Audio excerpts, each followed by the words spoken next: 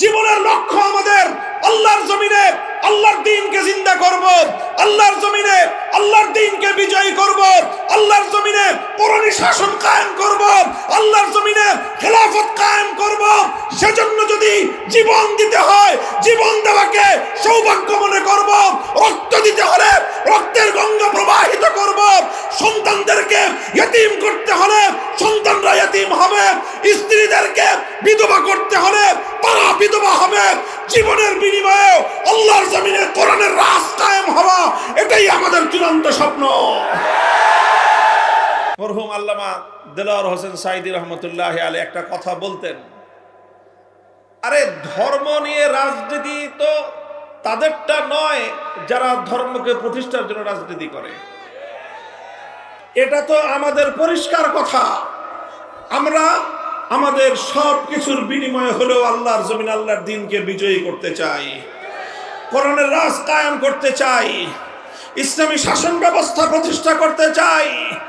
আল্লাহর এই জমিনকে আল্লাহর আইন দ্বারা আমরা শাসিত, শাসন এবং পরিচালনা করতে চাই। আল্লাহর পক্ষ থেকে আমাদেরকে যে খেলাফতের মহান জিম্মাদারি দেওয়া হয়েছে, সেই খেলাফতের দায়িত্বে সারা পৃথিবীতে আমরা আল্লাহ পাক রব্বুল আলামিনের খেলাফতের সোনালী শাসন ফিরিয়ে আনতে চাই। আমাদের এই কথার মধ্যে কোনো রাগঢাক নাই, কোনো রাগঢাক নাই, কোনো গোপনীয়তার কিছু নাই। এটা আমাদের ওপেন চ্যালেঞ্জ, আমরা এটাই করতে চাই। কাজেই আমরা কোরআনের জন্য জীবন দিতে প্রস্তুত। আমরা কোরআনকে তেলাওয়াত করি, আমরা আল্লাহর কোরআনকে জানার চেষ্টা করি, কোরআনের জ্ঞান অর্জন করার চেষ্টা করি, কোরআনের আহ্বান মানুষের কর্ণকুহরে পৌঁছে দেওয়ার পয়গাম নিয়ে আমরা দুনিয়াতে ফেরি করি এবং আল্লাহর কোরআনের সমাজ বিনির্মাণ করবার জন্য, কোরআনের রাজ গড়বার জন্য আমরা আমাদের জীবনকে বাজি লাগাই। এটা আমাদের স্বপ্ন, এটা আমাদের সাধনা, এটাই আমাদের জীবন, এটাই আমাদের মরণ। কাজেই এটা আমাদের ব্যবসা না, এটা আমাদের জীবন। আল্লাহর কোরআন কায়েম করার রাজনীতি করা আমাদের ব্যবসা নয়, এটা আমাদের জীবন, এটাই আমাদের সাধনা। এটার জন্যই আমরা বাঁচি, এটার জন্যই আমরা মরতে চেষ্টা করি।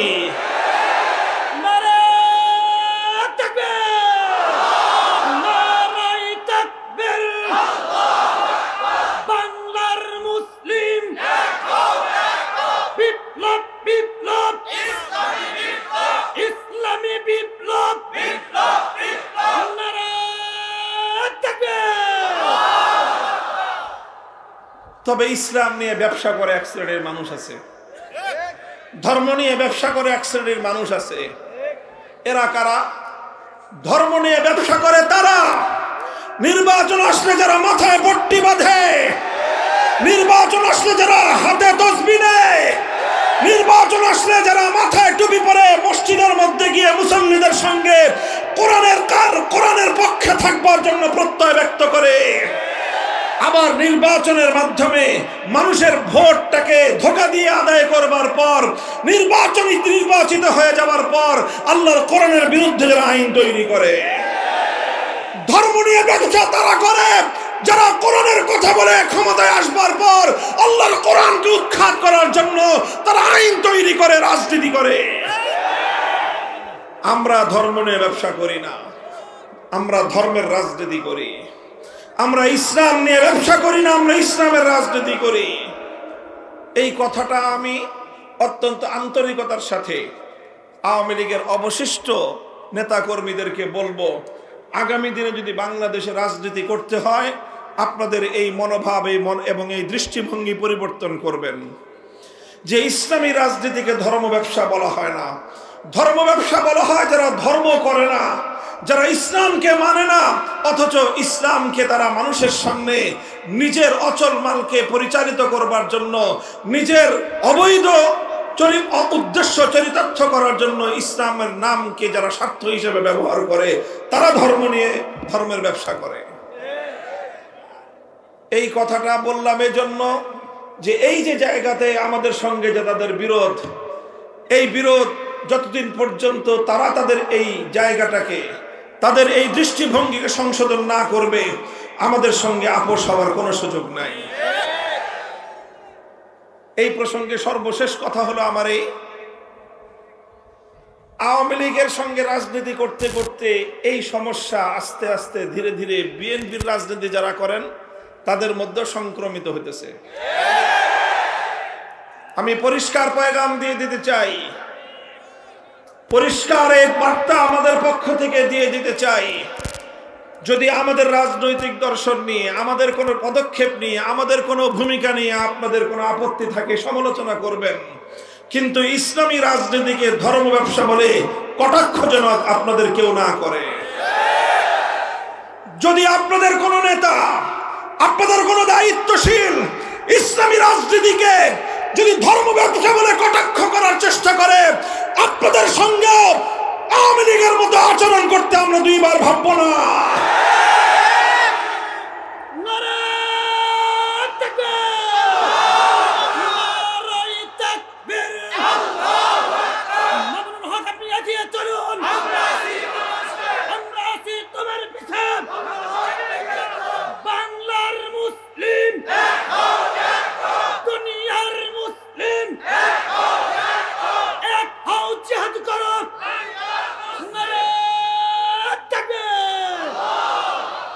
মোহতারাম হাজিরিন, কথাটা পরিষ্কার, সুন্দর পরিষ্কার একটা বার্তা। আমি বাংলাদেশে যারা ইসলাম বিরোধী রাজনীতি যারা করেন অথবা অন ইসলামিক রাজনীতি যারা করেন তাদের প্রতি আমাদের পরিষ্কার বার্তা।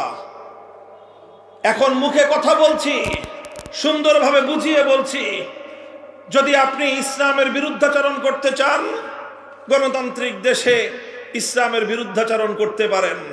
মনে রাখেন, ইসলামের বিরুদ্ধাচরণ করে কেউ ইসলামের এই আল্লাহর প্রজ্বলিত এই আলোক নিভিয়ে দিতে পারবে না। ইসলামের জন্মের প্রথম দিন থেকে ইসলামের বিরুদ্ধাচরণ করা হয়েছে। সকল বিরুদ্ধবাদীরাই একদিন ধ্বংস হয়ে গেছে। ইসলাম তার স্বমহিমায় পৃথিবীতে তার আলো বিকিরণ করেই গিয়েছে।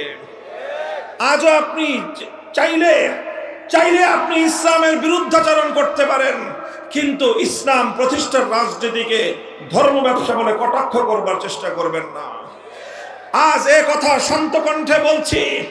মনে রাখবেন, এ দেশে আমরা ধীরে ধীরে আলহামদুলিল্লাহ আল্লাহর কোরআনের প্রতি, ইসলামী অনুশাসনের প্রতি, ইসলামী শাসন ব্যবস্থার প্রতি, খেলাফতের শাসন ব্যবস্থার প্রতি, ইসলামী রাজনীতির প্রতি শুধুমাত্র আলেম সমাজ নয়, শুধুমাত্র মাদ্রাসা মসজিদের জনশক্তি নয়, প্রতিটি বিশ্ববিদ্যালয়ে, প্রতিটি ক্যাম্পাসে, প্রতিটি কলেজে, স্কুলে পর্যন্ত ইনশাআল্লাহ আল কোরআনের সৈনিক তৈরি হতে শুরু করেছে। আমরা ইসলামী রাজনীতির আহ্বান সমাজের প্রতিটি মানুষের কাছে পৌঁছে দিতে চাই। সমালোচনা করতে হয় করবেন, ইসলামী রাজনীতিকে ধর্ম ব্যবসা বলে আখ্যায়িত করবার, ইসলামী রাজনীতিকে ধর্ম ব্যবসা বলে কটাক্ষ করার এই আস্পর্ধা বাংলার মাটিতে বেশি দিন বরদাস্ত করা হবে না।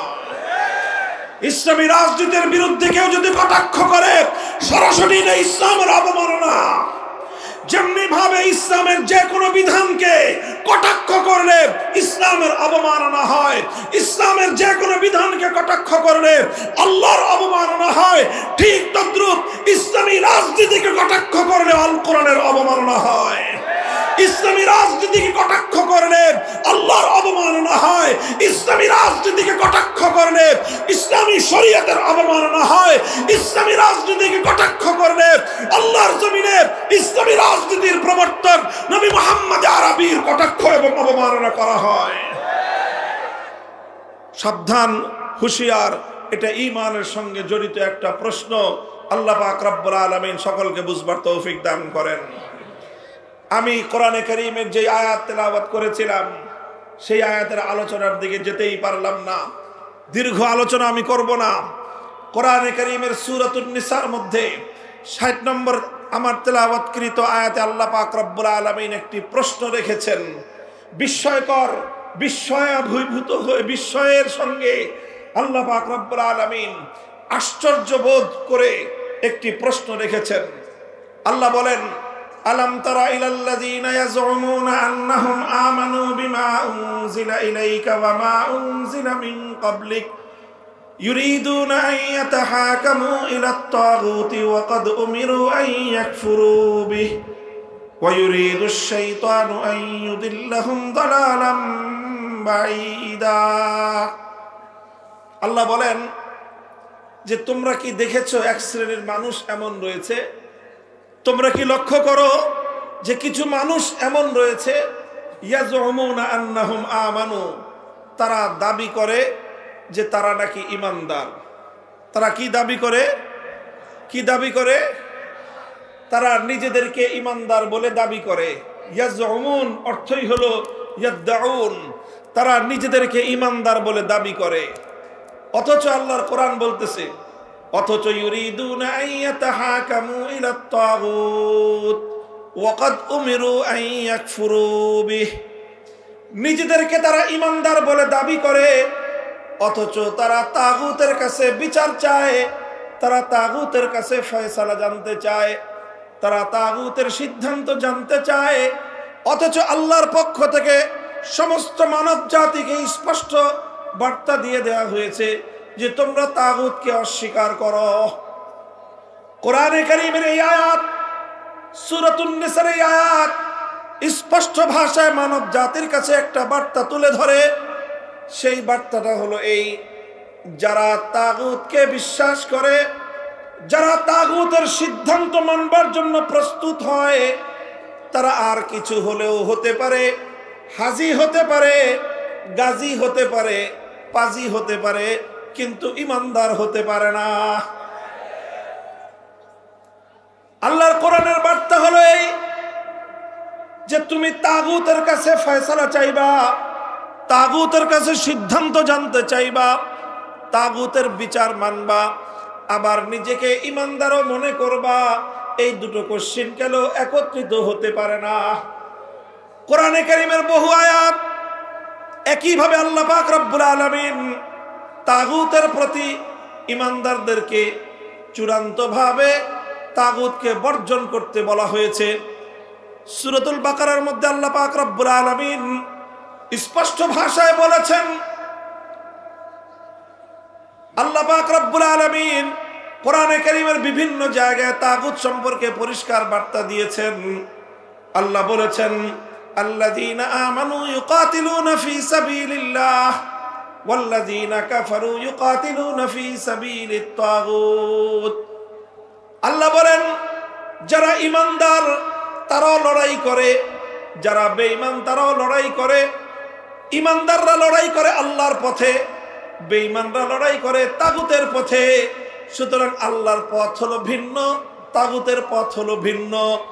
আলো এবং অন্ধকার যেমন একাকার হতে পারে না, আসমান আর জমিন যেমন একত্রিত হতে পারে না, ঠিক তেমনি ভাবে আল্লাহর উপর বিশ্বাস এবং তাগুতের উপর আস্থা বিশ্বাস, এই দুটো কোশ্চিন কেন একত্রিত হতে পারে না।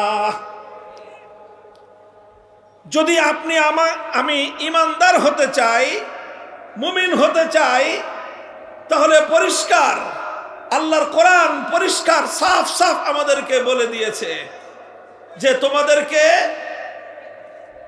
আল্লাহর উপর ঈমানদার হতে হবে, আল্লাহর উপর বিশ্বাসকে অটল এবং অবিচল রাখতে হবে।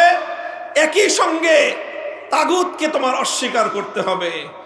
তুমি যদি তাগুতকে অস্বীকার করতে না পারো, তাহলে তুমি তোমার ঈমান কোশ্চিনকালেও আল্লাহর নিকট গ্রহণযোগ্য হতে পারে না। প্রশ্ন আসতে পারে তাগুত কাকে বলা হয়। খুব সংক্ষিপ্ত আলোচনার মাধ্যমে আমি আপনাদের সম্মুখে তাগুতের সংক্ষিপ্ত পরিচয় তুলে ধরবো। এটাই আমার আলোচনার সর্বশেষ পয়েন্ট।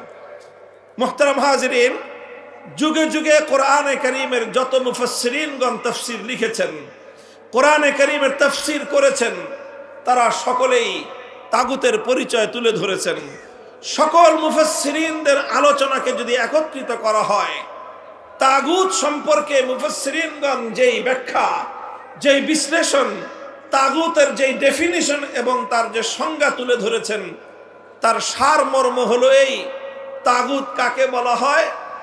তাগুত বলা হয় আল্লাহ পাক রব্বুল আলামিনের জন্য যেই স্থান, যেই আসন নির্ধারিত, আল্লাহর জন্য যেই মর্যাদাটা নির্ধারিত, আল্লাহর জন্য নির্ধারিত আসন, যদি কোনো গায়রুল্লাহকে দেওয়া হয়, কোনো গায়রুল্লাহকে যদি আল্লাহর জন্য নির্ধারিত আসনে বসানো হয়, সেই গায়রুল্লাহকেই বলা হয় তাগুত।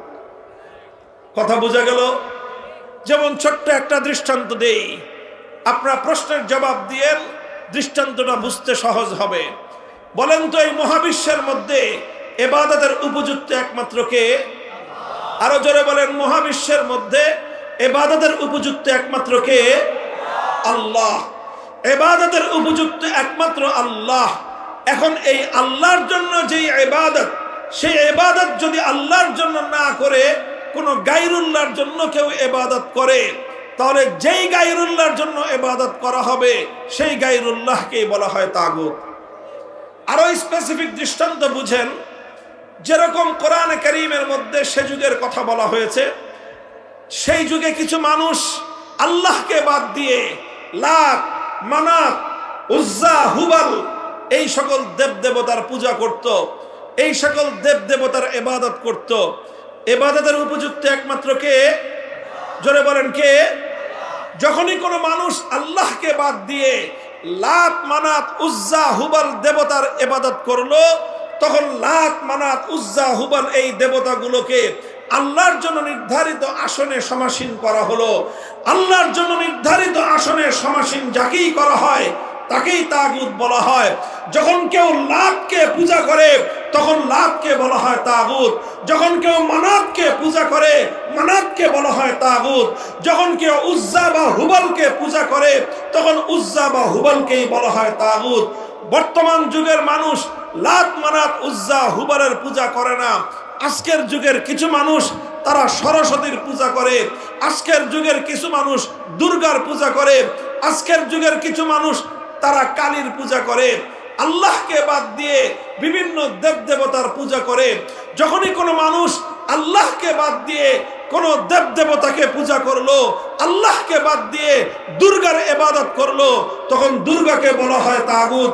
আল্লাহকে বাদ দিয়ে সরস্বতীর ইবাদত করলো, সরস্বতীকে বলা হয় তাগুত। আল্লাহকে বাদ দিয়ে কালীর ইবাদত করলো, কালীকে বলা হয় তাগুত।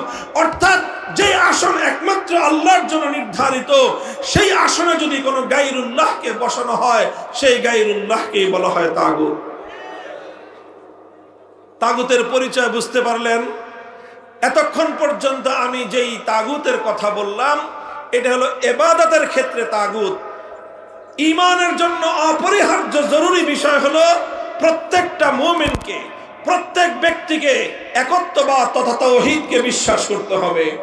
তাওহীদ হলো ঈমানের সবচেয়ে গুরুত্বপূর্ণ বুনিয়াদ। ঈমানের সবচেয়ে গুরুত্বপূর্ণ বুনিয়াদ কি বললাম? বলেন কি? তাওহীদ। তাওহীদ মানে কি? একত্ববাদ। তাওহীদ মানে কি? একত্ববাদ। এই একত্ববাদের একটা অংশ হলো তাওহীদ ফিল ইবাদাহ। ইবাদতের মধ্যে আল্লাহর একত্ববাদকে মানতে হবে। ইবাদতের একমাত্র উপযুক্ত কে? জোরে বলেন, ইবাদতের একমাত্র উপযুক্ত কে? ইবাদতের উপযুক্ত একমাত্র আল্লাহকে বিশ্বাস করা, ইবাদতের উপযুক্ত একমাত্র আল্লাহকে স্বীকার করা, ইবাদতের উপযুক্ত একমাত্র আল্লাহকে মান্য করা, এটাকে বলা হয় তাওহীদ ফিল ইবাদাহ। আল্লাহকে বাদ দিয়ে যখন কোনো গায়রুল্লাহর ইবাদত করা হয় এটাই হলো শিরক, আর যেই গায়রুল্লাহর ইবাদত করা হলো তাকেই বলা হয় তাগুত। ইবাদতের মধ্যে যেরকম তাওহীদকে বিশ্বাস করতে হয়, ঠিক তাওহীদের আরেকটা গুরুত্বপূর্ণ অংশ হলো তাওহীদ ফিল হাকিমিয়াহ। হাকিমিয়াতের অর্থ হলো এই আসমান এবং জমিন সহ মহাবিশ্বের মধ্যে মাখলুকাতের জন্য, সকল সৃষ্টি জগতের জন্য আইন তৈরি করবার, বিধান তৈরি করবার একমাত্র অধিকার কার? চিৎকার করে বলেন, এই মহাবিশ্বের মধ্যে আইন এবং বিধান তৈরি করবার চূড়ান্ত ক্ষমতা একমাত্র কার? এই মহাবিশ্বের মধ্যে ইবাদতের উপযুক্ত একমাত্র কে? ইবাদতের উপযুক্ত যেমন একমাত্র আল্লাহ, ঠিক তদ্রূপ মহাবিশ্বের মধ্যে আইন এবং বিধান তৈরি করবারও একমাত্র অধিকার কার? একমাত্র অধিকার হলো আল্লাহর। ইবাদতের উপযুক্ত একমাত্র আল্লাহ, এটাকে বলা হয় তাওহীদ ফিল ইবাদাহ, ইবাদতের তাওহীদ। ঠিক তদ্রূপ আইন এবং বিধান তৈরি করবার ক্ষেত্রেও চূড়ান্ত ক্ষমতা একমাত্র আল্লাহর, এটাকে বলা হয় তাওহীদ ফিল হাকিমিয়াহ, অর্থাৎ আইন তৈরি করবার, বিধান তৈরি করবার তাওহীদ। এবার আমি আপনাদেরকে জিজ্ঞাসা করি, কোন একজন মানুষ যদি আল্লাহরও ইবাদত করে আবার দুর্গারও পূজা করে, লোকটা ইমানদার না বেঈমান? একজন মানুষ 24 ঘন্টার মধ্যে 23 ঘন্টা 55 মিনিট আল্লাহর ইবাদত করলো, শুধুমাত্র 5 মিনিটের জন্য কোন গায়রুল্লাহর ইবাদত করলো, কোন দেবতার পূজা করলো, আপনারা বলেন দেখি লোকটা ইমানদার না বেঈমান? কারণ কি? সে তো 23 ঘন্টা 55 মিনিট অথবা 23 ঘন্টা 59 মিনিট সে একমাত্র আল্লাহর ইবাদত করলো, আর 1টা মিনিট শুধুমাত্র আল্লাহকে বাদ দিয়ে কোনো গায়রুল্লাহর ইবাদত করলো। এরপরে কি লোকটা ইমানদার থাকতে পারে? কেন থাকতে পারবে না? কারণ ঈমানের সঙ্গে কোনো শিরক গ্রহণযোগ্য হতে পারে। মুহতারাম হাজিরিন, কথাটা এই জায়গায় একটু লক্ষ্য করে বুঝুন, একটু মনোযোগ দিয়ে বুঝার চেষ্টা করুন। বড় এক ভয়াবহ বিপদের মধ্যে মুসলিম উম্মাকে নিমজ্জিত করে দেয়া হয়েছে। ইসলামী রাজনীতি নিয়ে কোনো কথা বলি, রাজনৈতিক বিষয় নিয়ে জন্যই কথা বলি, কারণ রাজনৈতিক কুফরি মতবাদের মাধ্যমে লক্ষ কোটি মুসলমানদের ঈমানকে যেভাবে হরণ করা হচ্ছে, অন্য কোন কার্যকলাপের মাধ্যমে এই পরিমাণ মুসলমানের ঈমান হরণ হয় না। বন্ধুগণ, আমার বাংলাদেশের কোন একজন মুসলমান 1 মিনিটের জন্য, 1 মুহূর্তের জন্য কোন একটা দেবতার পূজা করবে, কোন মুসলমান সেটা দেখে বরদাস্ত করতে পারে না। কারণ প্রত্যেকটা মুসলমান এই কথা জানে যে ইবাদতের একমাত্র উপযুক্ত হলো আল্লাহ। আল্লাহকে বাদ দিয়ে কোন গায়রুল্লাহর যদি পূজা করা হয়, তাহলে 1 মুহূর্তের জন্য কোন গায়রুল্লাহর ইবাদত করলে একজন মানুষ আর কিছু হলেও হতে পারে, ঈমানদার থাকতে পারে না। কিন্তু বড় দুঃখ এবং পরিতাপের বিষয়, ইবাদতের উপযুক্ত যেরকম একমাত্র আল্লাহ, ওই এক আল্লাহকে বাদ দিয়ে গায়রুল্লাহর ইবাদত করলে যেরকম মানুষের ঈমান থাকে না, ঠিক তদ্রূপ মানব জাতির জন্য, বিশ্বের জন্য, গোটা মাখলুকাতের জন্য আইন এবং বিধান তৈরি করবার একমাত্র অধিকার কার? এটাও তো তাওহীদ, এটাও তো আল্লাহর একত্ববাদ। অথচ অসংখ্য অগণিত মানুষ ইসলামের নাম ধারণ করে, অসংখ্য অগণিত মানুষ 5 ওয়াক্ত নামাজ পড়ে, অসংখ্য অগণিত মানুষ বছর বছর হজ করে, প্রতি বছর রোজা রেখে, অসংখ্য অগণিত মানুষ মাথায় টুপি পরে, মুখে দাড়ি রেখে, তারা তাওহীদ ফিল হাকিমিয়ার বিশ্বাসকে লঙ্ঘন করে আল্লাহর আইনের জায়গায় গায়রুল্লাহর আইনকে সমান মর্যাদা দিয়ে তারা তাদের ঈমানকে ধ্বংস করে বেঈমান আর মুশরিকে পরিণত হচ্ছে। এই বিষয়ে কোনো কথা নাই। এই বিষয়ে কথা বলতে গেলেই আমাদের টুটি চেপে ধরবার চেষ্টা করা হয়। এই বিষয়ে মুসলমানদেরকে সতর্ক করতে গেলেই বলে যে হুজুররা ওয়াজের মাঠে রাজনীতি করবেন না। আমরা তো রাজনীতি করতে চাই নাই, কিন্তু যখন আমরা দেখি রাজনীতির মাধ্যমে সরল প্রাণ মুসলমানদের ঈমান হরণ করা হয়, তখন সেই কুফরি রাজনীতির বিরুদ্ধে কথা বলা আলেমদের ফরজ। সেই কুফরি রাজনীতির বিরুদ্ধে তখন কথা বলা, উম্মতকে সতর্ক করা প্রত্যেকটা ঈমানদার আলেমের দায়িত্ব এবং কর্তব্য হয়ে দাঁড়ায়। মুহতারাম হাজিরিন, এই কথা অনেক লম্বা দীর্ঘ একটা আলোচনার বিষয়। রাত গভীরে এত সূক্ষ্ম বিষয় দীর্ঘ আলোচনা করবার কোনো সুযোগ আমার নাই। আমি শুধু আল্লাহর পয়গম্বরের একটি হাদিসের উদ্ধৃতি দিচ্ছি আপনাদেরকে, বিষয়টা একটু বোঝানোর জন্য। লক্ষ্য করে বুঝেন, এরপরে আলোচনা সমাপ্ত হবে। হযরতে আদী ইবনে হাতেম রাদিয়াল্লাহু তাআলা আনহু, আল্লাহর নবীর একজন জলিলুল কদর সাহাবী, অতি উচ্চ মর্যাদা সম্পন্ন একজন সাহাবী। নাম হলো তার আদী, তার বাবার নাম হাতেম তাই। আমরা হাতেম তাইয়ের নাম শুনেছি, বিশ্ববিখ্যাত, পৃথিবীর মধ্যে একজন দানবীর। আজও পর্যন্ত পৃথিবীতে দান এবং মানুষকে উপকার করার ক্ষেত্রে এক কিংবদন্তি নাম হলো হাতেম তাই। এই হাতেম তাইর ছেলে ছিলেন আদী ইবনে হাতেম। আদী ইবনে হাতেম তিনি তার গোত্রের একজন সর্দার ছিলেন, প্রধান ছিলেন। তারা খ্রিস্টান জাতি ছিলেন। সেই আদী ইবনে হাতেম আল্লাহর নবীর কাছে আসলেন নবীজির সঙ্গে দেখা করতে। নবীজির কাছে এসে দেখেন যে আল্লাহর নবী কোরআনে কারীমের সূরাতুল বারাতের আয়াত তেলাওয়াত করতেছেন, ইত্তাখাযু আহবারাহুম ওয়া রুহবানাহুম আরবাবাম মিন দুনিল্লাহ, ইত্তাখাযু আহবারাহুম ওয়া রুহবানাহুম আরবাবাম মিন দুনিল্লাহ। আল্লাহ পাক রব্বুল আলামিন কোরআনে কারীমের মধ্যে খ্রিস্টানদের সম্পর্কে একটা অভিযোগ করেছেন। অভিযোগটা হলো খ্রিস্টানরা তাদের মধ্যকার দুই শ্রেণীর মানুষ, এক হলো আহবার অর্থাৎ তাদের মধ্যে যারা জ্ঞানী সম্প্রদায়, আরেক হলো তাদের রুহবান, তাদের মধ্যে যারা পাদ্রী সম্প্রদায়। তাদের জ্ঞানী এবং তাদের পাদ্রী এই দুই শ্রেণীর মানুষকে তারা রব বলে গ্রহণ করে নিয়েছে আল্লাহকে বাদ দিয়ে। এটা হলো খ্রিস্টানদের ধর্মবিশ্বাস।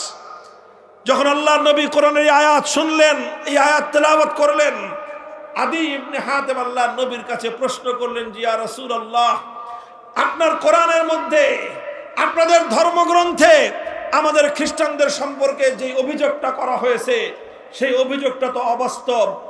আল্লাহর নবী বললেন, কিভাবে অবাস্তব? বললেন, আমরা তো কোনোদিন কোনো খ্রিস্টান, আমাদের কোনো জ্ঞানীকে আমরা রব বলি নাই। আমরা তো কোনোদিন আমাদের কোনো জ্ঞানী ব্যক্তির পূজা বা ইবাদত করি না।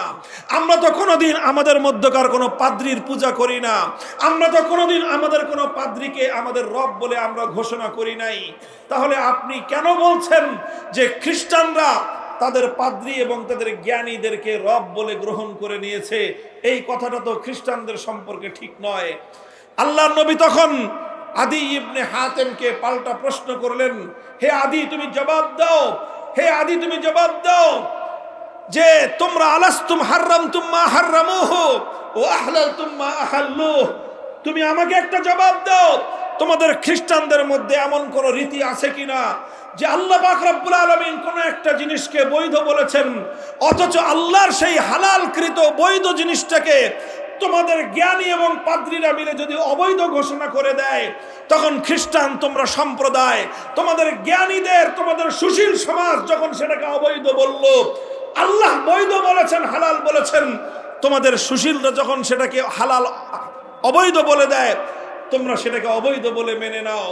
আবার বিপরীতে আল্লাহ যেটাকে অবৈধ করেছেন, আল্লাহ যেটাকে হারাম করেছেন, তোমাদের জ্ঞানী সম্প্রদায়, পাদ্রী সম্প্রদায় মিলে সেটাকে যখন বৈধ বলে দেয়, তখন তোমরা সেটাকে বৈধ বলে মেনে নাও।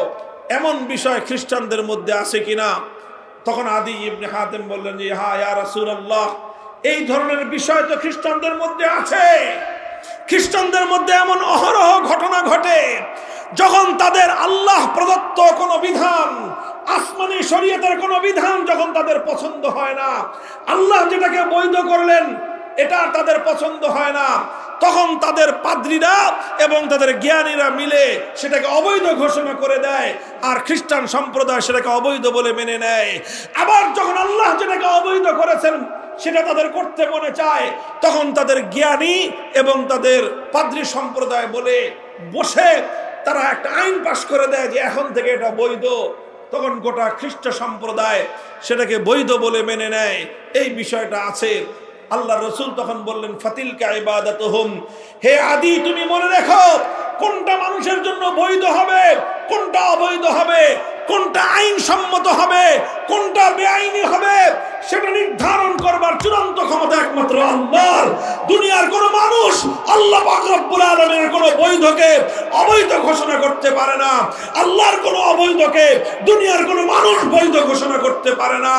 যে মানুষ আল্লাহর বৈধকে অবৈধ বলবে, যে মানুষ আল্লাহর অবৈধকে বৈধ বলবে, সে সরাসরি আল্লাহর সঙ্গে টক্কর দিল, সে আল্লাহর সঙ্গে বিরোধ করলো। এই পৃথিবীতে সে হলো সবচেয়ে বড় তাগুত। মুহতারাম হাজিরিন, বড় দুঃখ এবং পরিতাপের বিষয় হলো এই যে এক মিনিটের জন্য আল্লাহর জায়গায় কোনো গায়রুল্লাহর ইবাদত করলে কোনো মানুষ ইমানদার থাকতে পারে না। এই কথা সবাই মানে, এই কথা সবাই বিশ্বাস করে। অথচ আজ পাশ্চাত্য রাজনীতি আমাদের সমাজের মধ্যে এমন এক ভয়ঙ্কর রাজনৈতিক দর্শন চাপিয়ে দিয়েছে, যেই রাজনৈতিক দর্শনের মাধ্যমে সমাজের কিছু নির্বাচিত মানুষ কোন একটা সংসদে বসে অথবা কোন একটা মন্ত্রণালয়ে বসে, মন্ত্রী পরিষদের বৈঠকে বসে আল্লাহর কোরআনের অসংখ্য আইনকে তারা পরিবর্তন করে দিচ্ছে, আল্লাহর কোরআনের বিধানকে তারা পরিবর্তন করে দিচ্ছে। আর হাজার হাজার লক্ষ লক্ষ মানুষ টুপি পরে নামাজ পড়ে, অথচ আল্লাহর কোন আইনকে যখন পরিবর্তন করে দেওয়া হয় তখন তারা সকলেই সেই মানুষের বানানো আইনকে আল্লাহর আইনের পরিবর্তে তারা মেনে নেয়। ও দোস্ত, পৃথিবীতে এর চেয়ে বড় শিরক আর কিছুই হতে পারে না।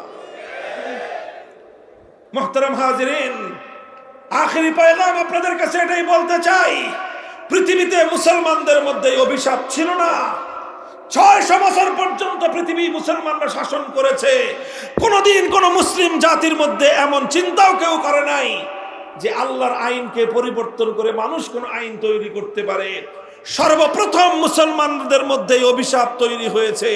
ওই অভিশাপ দেখা দিয়েছে চেঙ্গিস খানদের মাধ্যমে, হালাকু খানদের উত্তরসূরিদের মাধ্যমে। তাতারিরা চেঙ্গিস খানের উত্তরসূরি, সেই বর্বর তাতারি মঙ্গোলীয়রা যখন মুসলমানদের বাগদাদকে ধ্বংস করে, মুসলমানদের এলাকাগুলোকে দখল করে নেয়, সেই এলাকায় সর্বপ্রথম তারা আল্লাহর আইন উৎখাত করে আল্লাহর আইনের পরিবর্তে চেঙ্গিস খানের বানানো আইন দিয়ে তারা সমাজকে শাসন করতে আরম্ভ করে। সর্বপ্রথম মুসলমানদের উপরে অভিশাপ চাপিয়ে দেয় কারা? মঙ্গোলীয় তাতারিরা। যখন এই অভিশাপ মুসলমানদের উপর চেপে বসে, এই বিপদ যখন মুসলমানদের উপর চেপে বসে, মুসলমানদের আলেম সমাজ, মুসলমানদের নেতৃত্ব লক্ষ লক্ষ মানুষের রক্তের বিনিময়ে, শাহাদাতের বিনিময়ে এই চেঙ্গিসি ফিতনা আল্লাহর আইনের পরিবর্তে মানুষের বানানো আইনকে মোকাবেলা করার জন্য, মুসলিম সমাজ থেকে উৎখাত করার জন্য তারা অবিরাম সংগ্রাম করেছেন।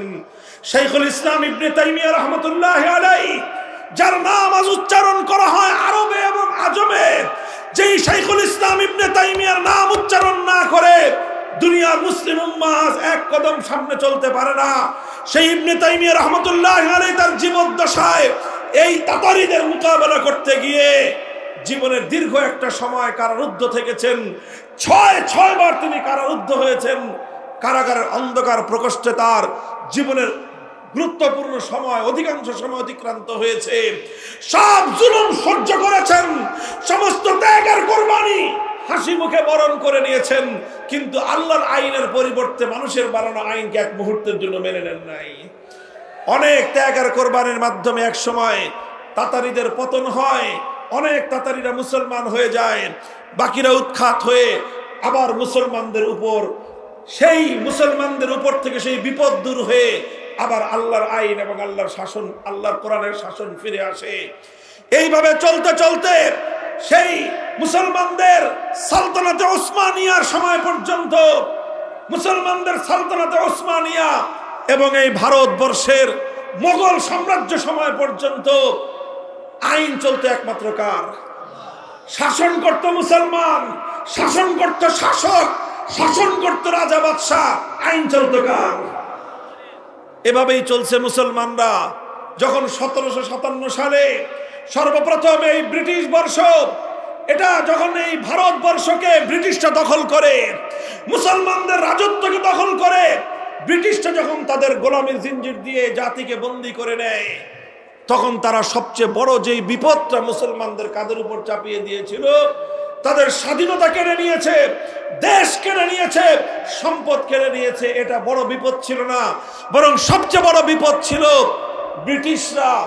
তারা মুসলমানদের সমাজ থেকে আল্লাহর আইন, আল্লাহর কোরআনের আইন, শরীয়তের আইনকে উৎখাত করে ব্রিটিশ প্রবর্তিত আইন মুসলমানদের উপর চাপিয়ে দেয়।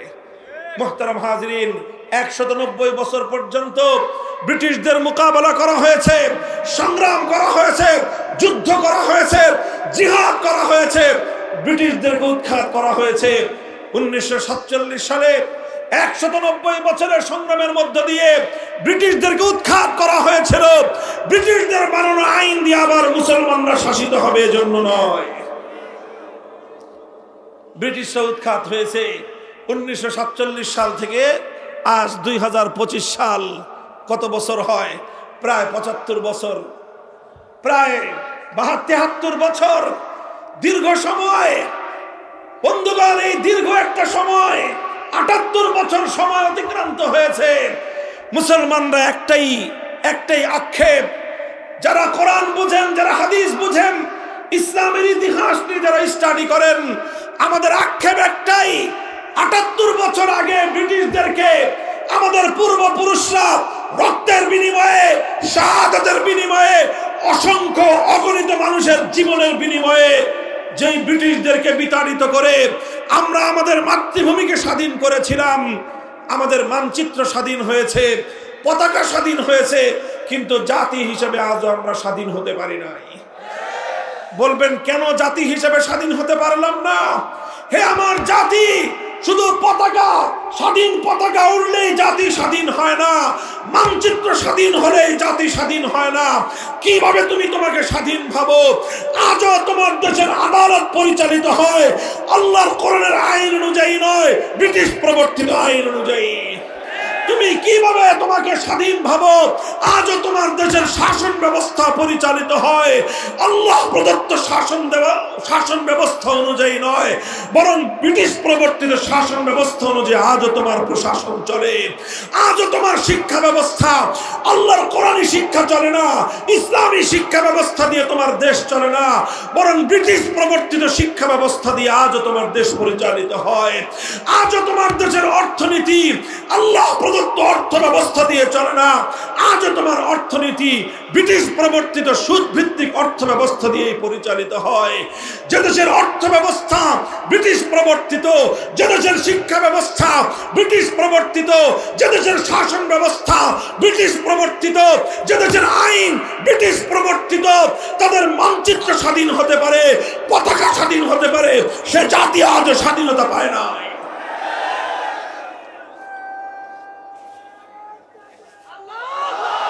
ভাই আমার আখেরি পয়গাম, জুলাই এবং আগস্ট বিপ্লবকে দ্বিতীয় স্বাধীনতা বললে কিছু মানুষ সহ্য করতে পারে না, অথচ জুলাই এবং আগস্টের বিপ্লবের মাধ্যমে প্রকৃত অর্থেই বাংলার মানুষ নতুন করে স্বাধীনতা পেয়েছে।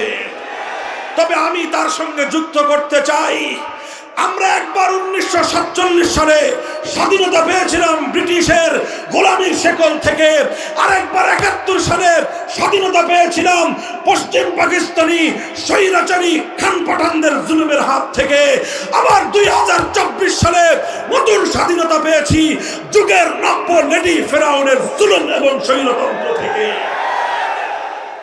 তবে শেষ যেই কথাটা, এই 3 স্বাধীনতার পরেও আজও আমরা পরিপূর্ণ স্বাধীনতা পাই না। বলবেন হুজুর 3টে স্বাধীনতা পাইলাম এরপরে পূর্ণ হয় নাই। আমি বলবো না, আজও আমরা পূর্ণ স্বাধীন হই নাই। হে মুসলমান, আমরা স্বাধীন, পূর্ণ স্বাধীন হব যেদিন আমার এই স্বাধীন মুসলমানের মাটি থেকে মানব রচিত সমস্ত আইন, সমস্ত শাসন তন্ত্রমন্ত্রকে বঙ্গোপসাগরে ভাসিয়ে দিতে পারবো।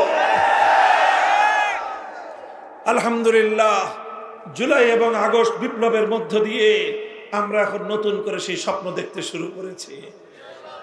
আলহামদুলিল্লাহ বলেন, কথা ঠিক না বেঠিক? বলবেন হুজুর জুলাই আগস্টে কি ইসলামী বিপ্লব হয়েছে?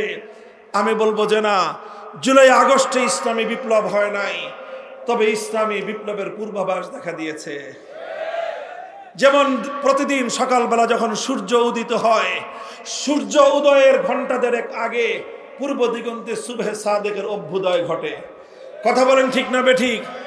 আমরা যখন ফজরের নামাজের ওয়াক্ত হয়, ফজরের নামাজ পড়ি, তখন কিন্তু সূর্য উঠে না। সূর্য উঠে তখন সুবহে সাদেক হয়। সুবহে সাদেক হলে দুনিয়ার মানুষ বুঝে আর কিছুক্ষণ পরে সূর্যের উদয় হবে। সমস্ত পাখিরা গান গেয়ে উঠে, সমস্ত পশু পাখি তারা কিচির মিচির করে উঠে, তারা দুনিয়ার মানুষকে আগমনী বার্তা শোনাতে আরম্ভ করে, হে মানুষ আর ঘুমিয়ে থেকো না, কিছুক্ষণ পরেই পূর্ব দিগন্তে সূর্যের উদয় হবে, আলোয় আলোয় পৃথিবীটা উদ্ভাসিত হবে, রাতের অমানিস অন্ধকার দূর হয়ে যাবে। তুমি ঘুমিয়ে থেকো না, জেগে উঠো, নতুন আলোকে তুমি স্বাগত জানাও। এর নামই হলো সুবহে জাদিদ, এর নামই হলো সুবহে সাদেক।